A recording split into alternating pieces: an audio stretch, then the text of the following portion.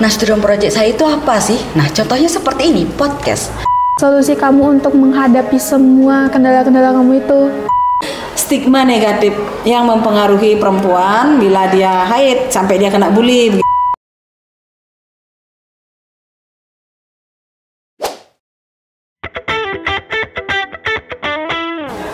Halo Sobat Spensap, kembali lagi di podcast kali ini, Bincang-bincang Generasi Z.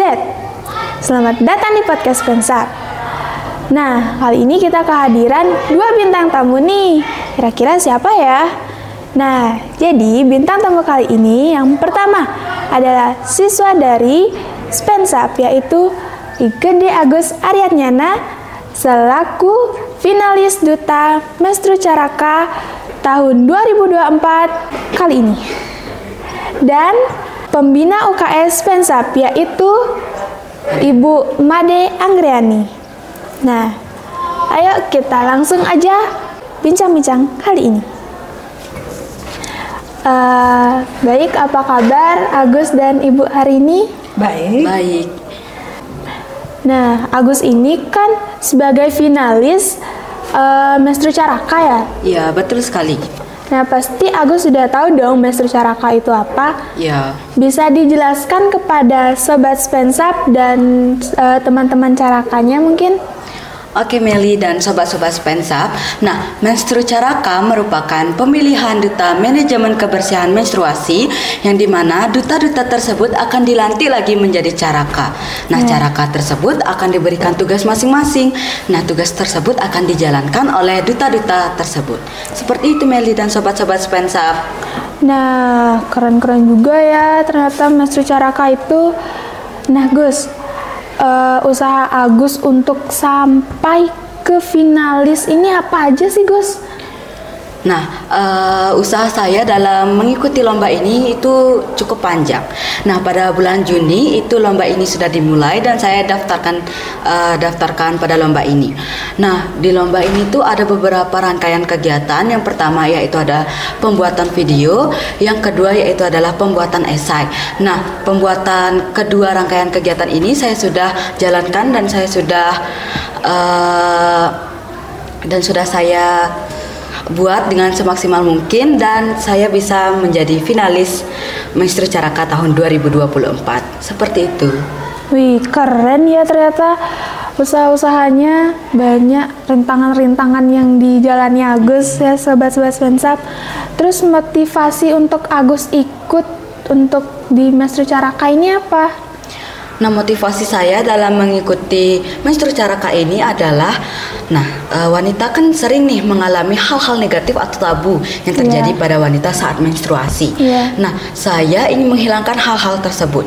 Nah, maka dari itu saya ingin mewujudkan suasana yang aman, nyaman bagi wanita yang menstruasi agar tidak ada lagi stigma-stigma negatif atau hal-hal yang tabu yang terjadi pada wanita saat menstruasi. Seperti itu sobat-sobat Spensap. Nah, tadi kan Agus bilang kalau Agus mau menghilangkan semua stigma-stigma negatif, termasuk bullying ya pastinya.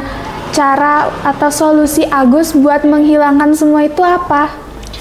Nah, dengan melaksanakan student project saya dengan baik. Nah, student project saya itu apa sih? Nah, contohnya seperti ini, podcast. Nah, podcast kali ini untuk mengedukasi sobat-sobat Spensap yang khususnya belum mengetahui apa itu menstruasi. Jadi, kesimpulannya yaitu adalah untuk mengedukasi atau memperjelaskan kepada sobat-sobat Spensap mengenai menstruasi agar tidak linglung tentang menstruasi itu apa dan bisa mengetahui tentang pentingnya menstruasi dan wajarnya menstruasi. Seperti itu. Iya, harus itu ya. Iya. Terus untuk kendala-kendala Agus dalam melakukan student project ini apa aja? Nah, kendala saya dalam melaksanakan student project ini cukup banyak. Yang pertama yaitu saya susah mencari student project yang pas atau yang cocok bagi saya. Yang kedua yaitu saya terus gonta-ganti student project dari awalnya sosialisasi ke podcast ke teater dan lain-lain sebagainya, dan saya agak agak susah untuk mencari ide yang pas dan cocok untuk saya. Nah, pada kesempatan hari ini saya bisa menemukan student project yang pas bagi saya, yaitu podcast. Seperti itu. Pasti capek ya nyari Ya. gonta-ganti gitu. Terus apa solusi kamu untuk menghadapi semua kendala-kendala kamu itu? Nah, lebih cari wawasan tentang menstruasi, lebih memperdalam lagi mengenai menstru caraka ini, lebih memperdalam lagi tentang kegiatan apa sih yang menarik untuk dilaksanakan dalam pembuatan student project ini. Yang kedua yaitu ada bincang-bincang dengan pembina UKS, pembina PMR, pembina kesehatan seperti itu. Iya. Terus kan menstru caraka itu kan membahas menstruasi ya. Dan menstruasi itu yang mengalami wanita. Dan sedangkan Agus itu kan laki-laki. Iya. Kenapa Agus kayak mau aja ikut menstru caraka ini? Padahal kan yang harusnya ikut lebih ke wanita ya. Nah, dari latar belakang yang tidak mencukupi, yaitu karena ada hal-hal negatif seperti itu, seperti kasus pembulian, anemia atau kekurangan darah, serta kurangnya pemahaman khusus orang tua bagi anaknya. Nah, 3 hal negatif itu saya ingin hilangkan dari perkembangan zaman ini, khususnya di SMP Negeri 1 Pupuan, agar stigma-stigma negatif atau hal-hal negatif itu bisa pudar atau hilang seperti itu. Oke, mungkin segitu dulu ya untuk Agusnya. Ini saya mau lanjut ke Ibu Ngadi Anggriani. Menurut Ibu, gimana ya Bu? Bagaimana menstruasi mengapa menstruasi sering dianggap sebagai topik tabu atau negatif yang berada di lingkungan masyarakat, terutama di SMP Negeri 1 Pupuan, Bu? Baiklah Meli, terima kasih. Ibu akan berusaha akan menjawab ya.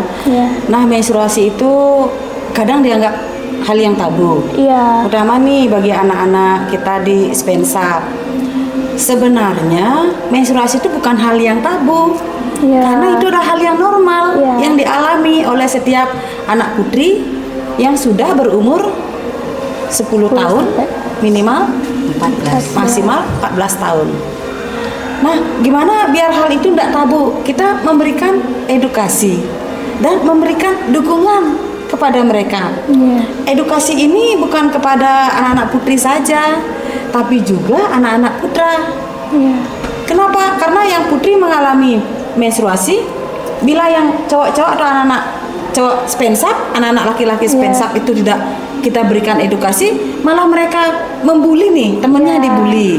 Jadi kalau mereka dapat edukasi, bahwa menstruasi itu adalah hal yang normal, yang memang wajar dan biasa dialami oleh temannya yang putri. Jadi mereka nggak akan membuli, dan juga kita memberikan dukungan kepada anak-anak kita yang putri yang mengalami menstruasi, mama pas bagaimana sakit gitu, minimal lah kita menyediakan pembalut itu di koperasi atau di UKS atau kita memberikan atau menyampaikan pesan anak-anak. Kalau sudah rasa nih dekat-dekat mau haid, silakan bawa pembalut untuk meminimalisir kemungkinan bocor nih, untuk kita menghalang biar tidak ada pembulian. Nah, itulah pentingnya edukasi juga di sana. Nah, itu yang dapat Ibu sampaikan. Nah, jadi yang tidak menstruasi bahkan yang menjadi stigma negatif, Bu, ya. Iya, yang tidak mengalami menstruasi itu juga memang harus mendapat atau kita berikan edukasi agar tidak memunculkan stigma negatif. Agar mereka juga mengerti dan paham, bahwa menstruasi itu memang wajar dan normal dialami oleh anak perempuan. Wajar itu. Karena bahkan kalau nggak menstruasi malah bahaya. Kalau nggak menstruasi sampai umur 14 tahun nih kita, teman-teman yang putri yang lainnya sudah pada menstruasi, kita belum. Kita jangan mundur diri dan jangan malu. Nah, kata malu itu dah kadang-kadang tabu. Jangan malu, itu bukan hal yang tabu. Kita harus sampaikan kepada siapa? minimal kepada mama kita di rumah, kepada orang tua kita, atau bahkan kepada guru yang perempuan juga bisa, pada ibu guru. Kita curhat, nih ibu saya sudah umur segini 14, teman yang lain sudah pada menstruasi, saya belum, bagaimana, apa saya sehat ya? Jadi kan bapak atau ibu guru atau petugas kesehatan atau UKS lah, saya sebagai pembina bisa menyarankan, yuk segera berobat atau periksakan diri ke dokter. Karena seharusnya umur yang sudah 14 tahun itu kalau normal anak putri itu dia sudah menstruasi. Ya, Bu. Ya, itu yang dapat disampaikan. Untuk bagaimana cara atau langkah-langkah untuk mengatasi hal-hal tersebut menurut Ibu? Iya. Nah, untuk mengatasi atau menghalangi terjadi pembulian maksudnya, nggih? Iya. Seperti yang sudah saya sampaikan tadi, pentingnya edukasi pembelajaran mengenai kesehatan reproduksi khususnya adalah menstruasi ini. Itu harus kita berikan atau didapat pada anak putri agar dia tidak merasa malu bila menstruasi. Terus tidak juga takut mengutarakan bahwa dirinya belum menstruasi, atau juga tidak merasa minder kalau bocor begitu. Biar bisa menyampaikan pada teman sebangkunya atau minimal kepada gurunya minta izin untuk mengganti. Dan kepada anak-anak yang putra juga nih harus dapat edukasi. Bila sampai di kelas menemukan temannya bocor, bukan mengolok-ngoloknya. Kalau dia mendapat edukasi, dia bisa malah mendukung temannya, ikut membantu agar temannya tidak malu. Dan juga merangkul teman kita atau merangkul juga anak-anak kita agar dia itu tidak merasa tertekan, tidak merasa sedih, terlelah, atau hilang moodnya pada saat menstruasi. Itu. Kadang kan kalau menstruasi itu pasti moodnya. Mood itu tuh kadang-kadang gimana ya? Kayak lonjak-lonjak tuh, kayak main bola tuh lonjak-lonjak. Sekarang moodnya enak, entar moodnya lagi. Nah, sekarang bagaimana caranya biar gitu? Kalau kita rangkul, udah jadi juga untuk pribadinya nih, anak yang sedang menstruasi, dia juga harus bisa mengatur stresnya biar moodnya itu enak, tidak mood-moodan lah istilahnya. Jadi wanita yang mengalami, laki-laki yang memahami. Artinya kita mutualisme nih, saling ketergantungan. Bagaimana kita menciptakan keadaan yang aman di kelas? Biar temannya yang putri haid itu dia nyaman belajarnya, tidak was-was.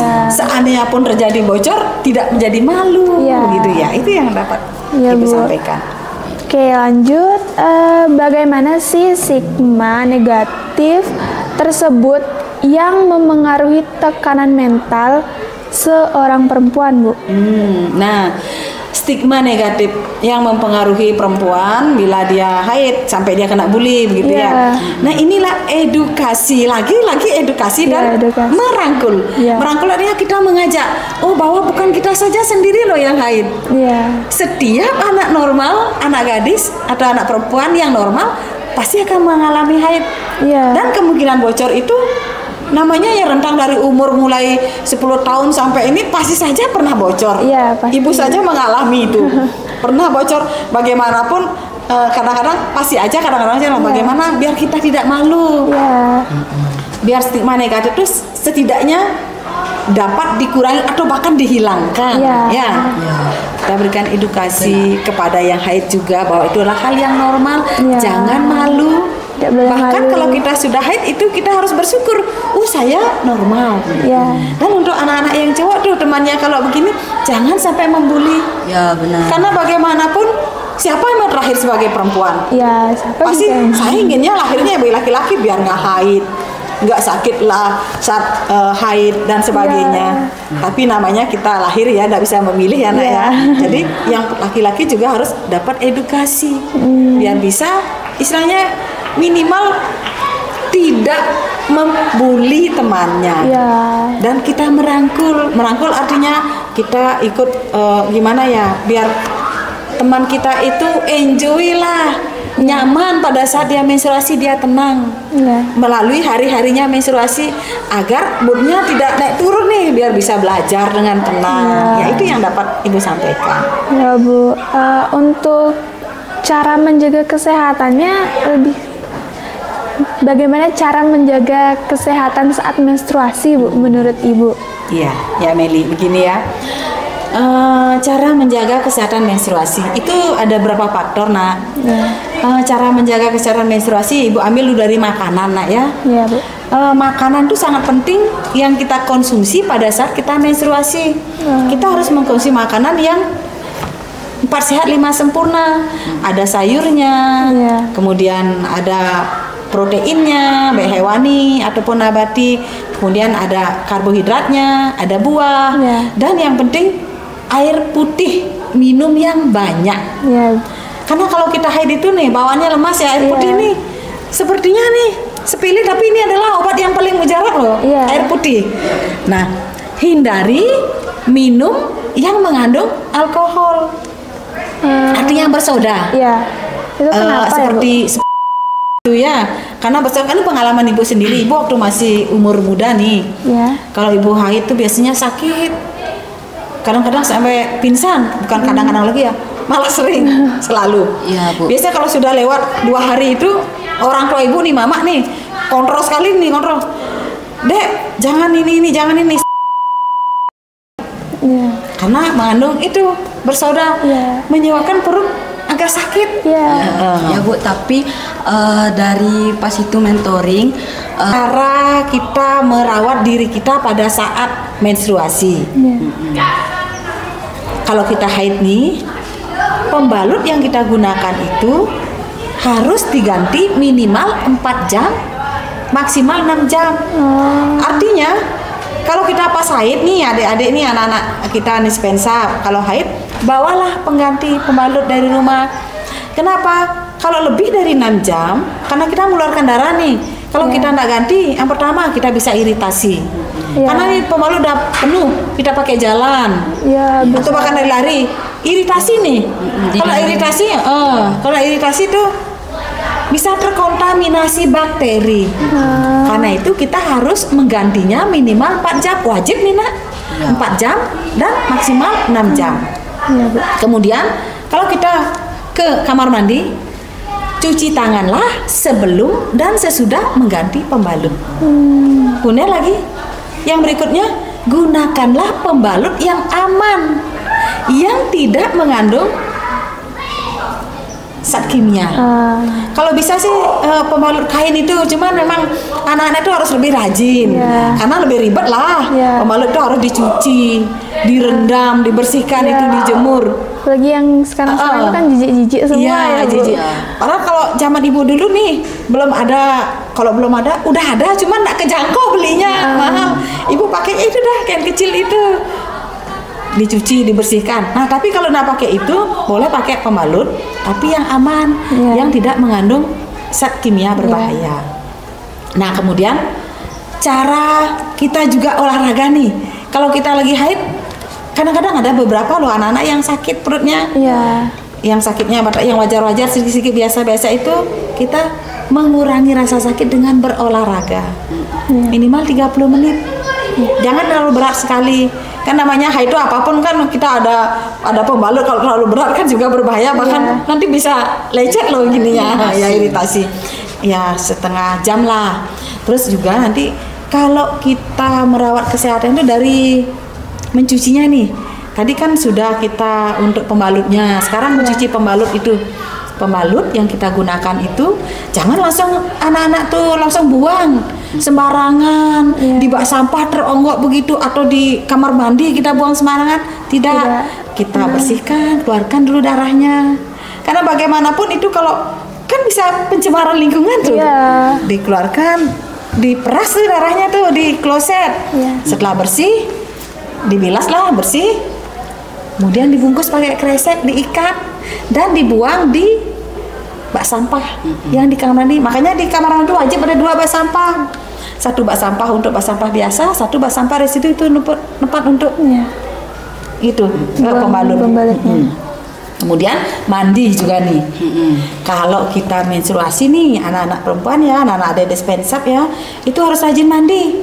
jam mandi harus mandi, apalagi jangan sampai berlama-lama, belum sampai bocor itu.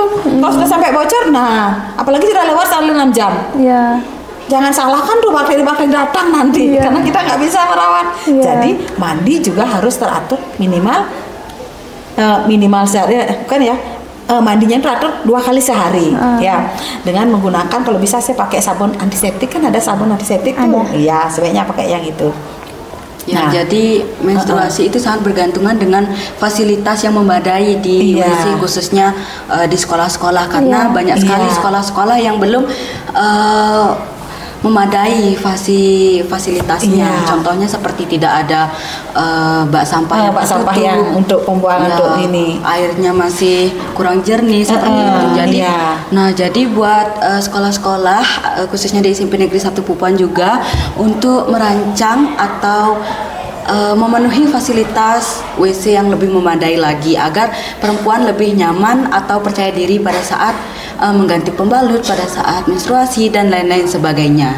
Ya, jadi WC itu sangat bergantungan sekali dengan wanita yang menstruasi. Oke, saya lanjut ya Bu. Menurut Ibu, kapan kita pergi ke petugas kesehatan saat menstruasi, Bu? Gini Meli ya. Kapan kita pergi ke petugas kesehatan lah, minimal ke puskesmas atau ke dokter atau ke bidan saat kita menstruasi. Kalau kita menstruasi, kita merasakan sakitnya ringan, mungkin kita bisa pakai telon. Tapi kalau sakitnya keras nanti jadi apalagi sampai pingsan nih kayak ibu dulu itu itu harus segera dapat penanganan dokter. Nah, kemudian juga kalau kita haid juga, haidnya tuh nggak biasa, memang haid itu memang darah memang nggak bau ya, tapi tidak bau sekali, artinya bau yang wajar. Kalau baunya sudah nggak wajar nih, keras sekali, menyengat, amis keras, kita emang harus ke dokter. Berarti ini ada apa-apanya. Terus juga kalau haid nih, pas haid juga kita seperti apa ya, kan haid tuh sudah mau selesai, tapi keputihan nih banyak sekali, kita memang harus ke dokter. Apa yang namanya keputihan ya, mungkin anak-anak SMP ya mungkin nggak semua tahu ya, seperti itu ya. Ada keluar lendir itu dari alat reproduksi kita itu. Nah, berarti kita harus segera memeriksakan diri, memeriksakan diri ke dokter. Atau kalau kita haid nih, haidnya nggak lancar, baru-barunya keluar darah gumpal-gumpal, warnanya hitam. Itu memang kita harus periksakan diri juga. Siapa tahu nanti ada gejala penyakit, kan lebih baik kita mencegah ya daripada kita mengobati. Ya, itu yang mungkin dapat Ibu sampaikan. Oke, mungkin segini aja ya untuk bincang-bincang hari ini. Sebelum saya tutup podcast kali ini, mungkin Agus memiliki harapan-harapan kepada Sobat Spensap biar bisa meneruskan Agus nanti. Mungkin ada? Ya, jadi harapan saya dalam mengikuti lomba ini yaitu adalah dapat memberikan pemahaman yang lebih baik tentang menstruasi kepada siswa-siswi khususnya di SMP Negeri 1 Pupuan. Nah, dan juga partisipasi aktif dan dukungan dari semua pihak sangat diharapkan untuk kesuksesan acara ini, khususnya dari pembina UKS, pembina PMR, pembina kesehatan dan lain-lain sebagainya. Dan terima kasih atas perhatian dan kerjasamanya untuk merancang seluruh kegiatan Menstru Caraka ini. Seperti itu. Oke. Terima kasih atas pemaparan materi dari Agus dan Ibu. Saya ucapkan terima kasih banyak ya Bu dan Agus. Terima kasih juga karena mau meluangkan waktunya. Oke, sama-sama. Mungkin segitu dulu bincang-bincang kali ini. Sampai jumpa di bincang-bincang selanjutnya. Sekian dan terima kasih.